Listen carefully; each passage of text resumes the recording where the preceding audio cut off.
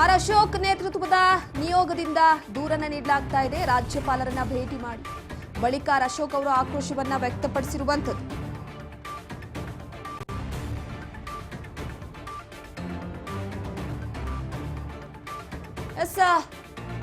ಯಾರು ಪಾಕ್ ಪರ ಘೋಷಣೆಯನ್ನ ಕೂಗಿದ್ದಾರೋ ಅವರ ವಿರುದ್ಧ ಕ್ರಮಕ್ಕೆ ಮುಂದಾಗಲೇಬೇಕು ಅನ್ನುವ ಮುಖಾಂತರವಾಗಿ ಆರ್ ಅಶೋಕ್ ನೇತೃತ್ವದ ನಿಯೋಗದಿಂದ ದೂರನ್ನ ಸಲ್ಲಿಸಲಾಗಿರುವಂತದ್ದು.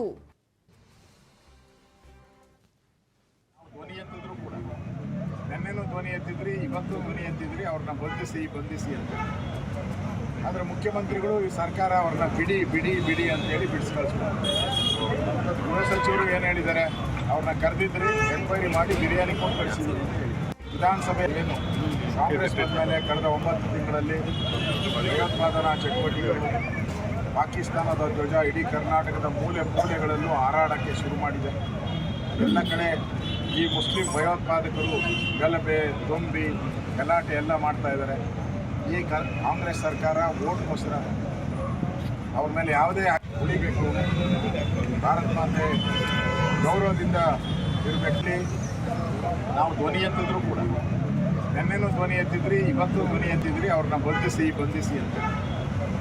ಆದರೆ ಮುಖ್ಯಮಂತ್ರಿಗಳು ಈ ಸರ್ಕಾರ ಅವ್ರನ್ನ ಬಿಡಿ ಬಿಡಿ ಬಿಡಿ ಅಂತೇಳಿ ಬಿಡಿಸಿ ಕಳಿಸ್ತಾರೆ. ಗೃಹ ಸಚಿವರು ಏನು ಹೇಳಿದ್ದಾರೆ, ಅವ್ರನ್ನ ಕರೆದಿದ್ರಿ, ಎನ್ಕ್ವೈರಿ ಮಾಡಿ ಬಿರಿಯಾನಿ ಕೊಟ್ಟು ಕಳಿಸಿದ್ರು ಅಂತ ಹೇಳಿ. ವಿಧಾನಸಭೆಯಲ್ಲಿ ನಾವು ಧ್ವನಿ ಎತ್ತಿದ್ರು ಕೂಡ, ನೆನ್ನೆನೂ ಧ್ವನಿ ಎತ್ತಿದ್ರಿ, ಇವತ್ತು ಧ್ವನಿ ಎತ್ತಿದ್ರಿ, ಅವ್ರನ್ನ ಬಂಧಿಸಿ ಅಂತ. ಆದರೆ ಮುಖ್ಯಮಂತ್ರಿಗಳು ಈ ಸರ್ಕಾರ ಅವ್ರನ್ನ ಬಿಡಿ ಬಿಡಿ ಬಿಡಿ ಅಂತೇಳಿ ಬಿಡಿಸಿ ಕಳಿಸ್ತಾರೆ.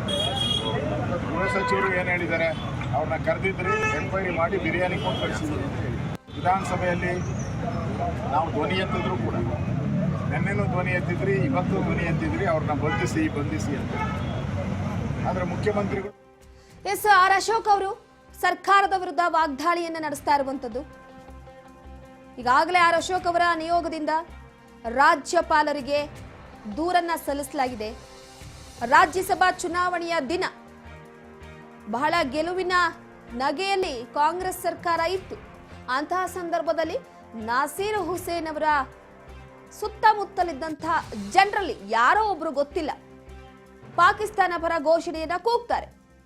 ಅದು ದೇಶದ್ರೋಹಿ ಹೇಳಿಕೆ, ದೇಶದ್ರೋಹಿ ಘೋಷಣೆ. ಅವರನ್ನ ಬಂಧಿಸಬೇಕು, ಕಠಿಣ ಕ್ರಮವನ್ನ ಕೊಡಬೇಕು.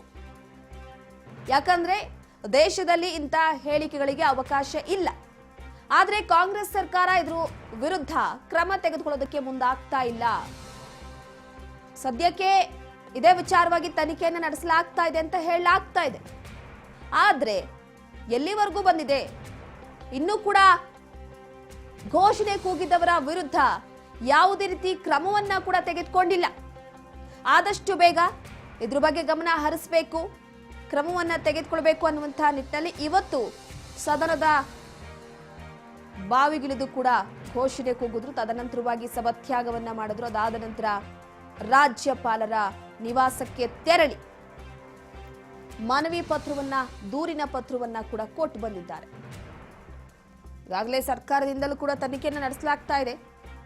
ಆದ್ರೆ ಸದ್ಯದ ಮಟ್ಟಿಗೆ ನಿಜವಾಗ್ಲೂ ಕೂಡ ಪಾಕ್ ಪರ ಘೋಷಣೆ ಕೂಗುದ್ರಾ ಇಲ್ವಾ ಅನ್ನುವಂಥ ಚರ್ಚೆಗಳು ಶುರುವಾಗಿರುವಂಥದ್ದು. ಆದ್ರೆ ಕಾಂಗ್ರೆಸ್ ಎಲ್ಲೋ ಒಂದು ಕಡೆ ಇದ್ರ ಬಗ್ಗೆ ಅತಿ ಹೆಚ್ಚಾಗಿ ಗಮನ ಹರಿಸ್ತಾ ಇಲ್ಲ ಎನ್ನುವ ಮಾತನ್ನು ಕೂಡ ತಿಳಿಸ್ತಾ ಇರುವಂಥದ್ದು.